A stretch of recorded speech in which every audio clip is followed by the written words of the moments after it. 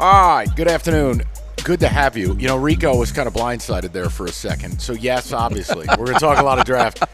Man, Rico was whiter than me for about 10 seconds there. So, hold on. We got to do this. Is Jeremy Otto still in the building, David? Yes, he is. Okay, you could tell him he absolutely took a man's soul. Because Rico and I were down here. We're at our draft command central. Draft starts a couple days from now.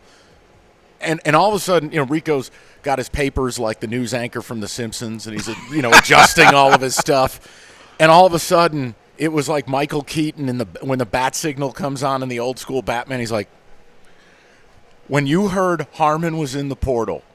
Well, I heard the highlights, and I'm like, oh, boy, here we go. You looked at me, and I said something I can't say on the air, everybody, where I said, what the duck do you expect? What do you want from me? Huh. I mean, Rico Bolt just busted out laughing, not because Harmon's not the best defensive lineman at Michigan State or not because any of it's really funny. It's because the only thing you can do with the current state of college football, I don't care what fan base you are. College sports. Okay. I just think you have to laugh. You do. Otherwise, you're just going to get into a rage. But the idea, again, if you're unfamiliar, you're not a Sparty, work with me on just situational analysis for a moment. Player A tested the portal. You met his demands, paid him, he commits to the new staff, and we start spring ball. Mm-hmm. You go through spring ball. You now go into portal again, where now you want to be paid for things you haven't done, and you're basically extorting the school. I have no understanding. Look, this is why I cannot imagine owning season tickets or actually caring anymore. This whole thing is an absolute circus. Unless he went through there and said, you know what, I'm not a big fan of this defense. I don't like where you're leading the team, and I want out. But it's the fact of what are we doing? The reason why I looked at you like that is like – that was the best look ever. As I told you. Ever. There's no more loyalty when it comes to college sports. I fully expect if Jonathan Smith has a good year. Oh, no, come on. He takes off and goes and coaches the Huskies in Washington.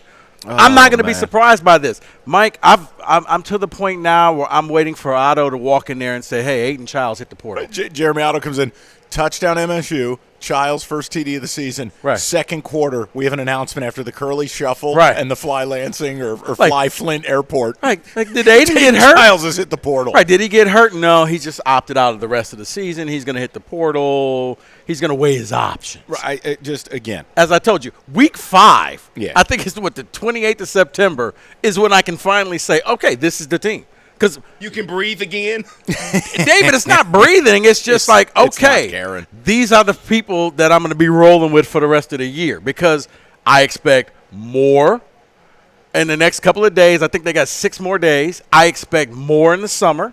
Look, and I expect more in the first 4 games of the year. I'm not even offended when kids hit the portal, to be clear to the listener and to David. But when you've already done it and then the school does you the solid and pays you, only to go back in 60, 90, 120 days later, yeah, man, don't expect me to care. And I'll tell you what happens in this.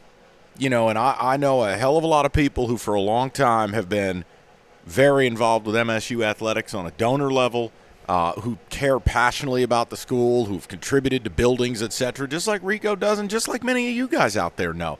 The whole point is everybody's done with it. There is an absolute fatigue. Whether you are a fan, whether you are a fan plus a donor, there's a fatigue. Because think about the people who cut the check to these kids, and 60 days later you get a phone call, kid is still leaving, wants more money. Right. That's like having an employee, and make no mistake, these young men are employees. I give you a raise, and 60 days later you're back in my office bitching for another one. It is it's total nonsense. I said this to you yesterday, and here's what kills me. One of the most enjoyable parts of being a college football fan is the summer. Mm-hmm. And I know we always do the joke, Mikey's got the college preview magazine. It's just a tradition. It's a nostalgia to it. Mm-hmm. The offseason's gone. You just use that to start the fireplace? Because that preseason magazine is nothing. Nothing. How about just speculating on how good your team's going to be? What team?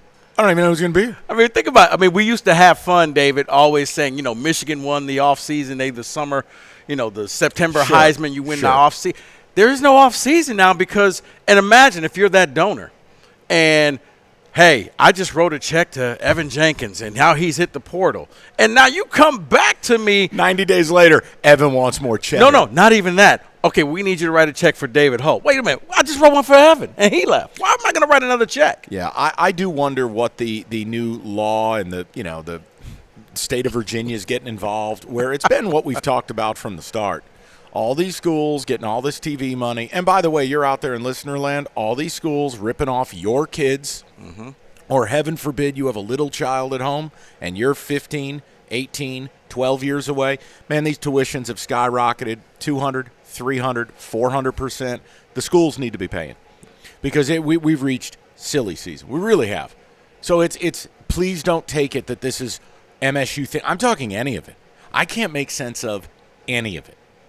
And I laughed with Jeremy's update, and he's just like playing Harmon highlights, and I'm like, well, he's either dead or transferred. Right. One of the two. Right. I hope it's choice B. So, like, whatever, man. My expectations is so low. That's what I said. Maybe if I actually go there and you can smell the grass and you're in the stadium, you get the love for the game back. But, no, the whole time I'm sitting there watching the spring game, I'm wondering, well, Nick Marsh had a pretty good spring. He's probably going to hit the portal. This guy's probably – I mean, I'm literally pointing out to people next to me, yeah, he's probably going to leave. He's probably going to leave. Harmon didn't see that coming because I thought they locked him up. But you know what? They just – hey. They just paid him. Right. They just paid him. Imagine if you could go in to your bosses or your company on a weekly basis and try to renegotiate your contract. I mean, there's not an industry in the world that exists. No, what's going to happen is college sports, I think, is going to go the way of the NBA. When the NBA started doing the super teams, if you were not a part of the super team city, you stopped caring because you knew you didn't have a chance because LeBron was taking his people here and Kyrie were taking their people there. And you were kind of left saying, well, this isn't fair. So you all of a sudden stop caring about the NBA. I think a lot of that hit this city where it's like, you're right. You don't have a chance. No, you're right.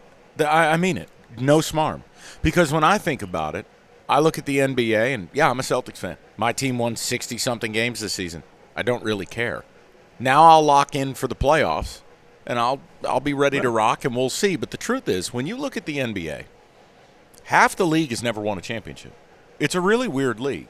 Then you look at the teams that even have, like, did the Chicago Bulls really win a title? I mean, it was 30 years ago. Yeah. You get my point. So then you start factoring in there's really only about 6 to 8 teams that matter. Yeah. Even my Celtics, admittedly, it's been 15 years since they won a title. And most of their titles happened before, color TV. So my point is. That's why you get excited when you see, the Thunder, like, okay, here's some new blood in there. Yeah. Because I really think college sports, and I don't include college basketball just because it's not really popular. Like March Madness is popular. Right. College football is going full implosion.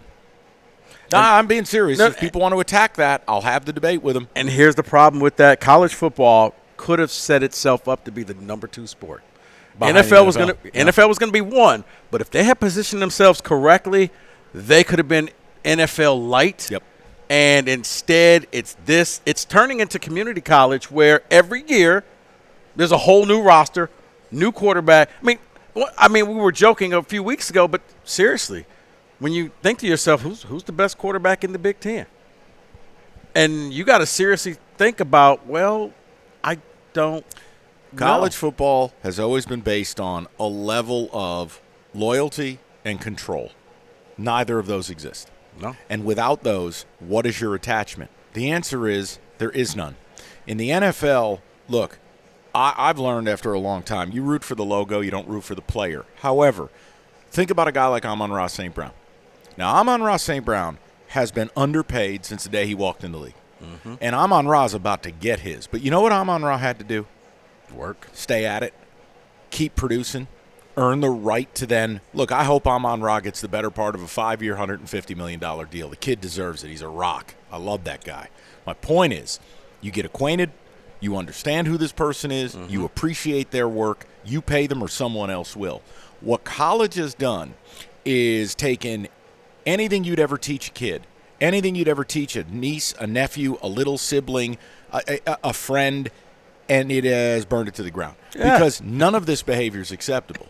Derek, you just got paid. Yeah, well, I want more. Well, that's not how life works. Well, then, look, we even make fun of the fact, like, Keon Coleman went to go take the check down in Tallahassee, and now you can't get rid of him. He's like the guy who graduated high school and just keeps wearing his Letterman jacket. And again, guys, he's Matthew McConaughey in the movie All Right. Oh, Fast Times at Ridgemont High? No. Spicoli or whatever it is. No. Dazed and Confused. Oh, I'm sorry. You're right. Thank you. Roberto's contribution for the day. Thank you. Thank you. We have finally found something where Roberto is an expert, in fact. Right, and dazed. So, I just understand. Whether it's a radio show in L.A., Miami, New Orleans, Chicago, Detroit, wherever. Guys, you could take the name and take the player and throw it in the garbage. It's the principle. I had to laugh at it.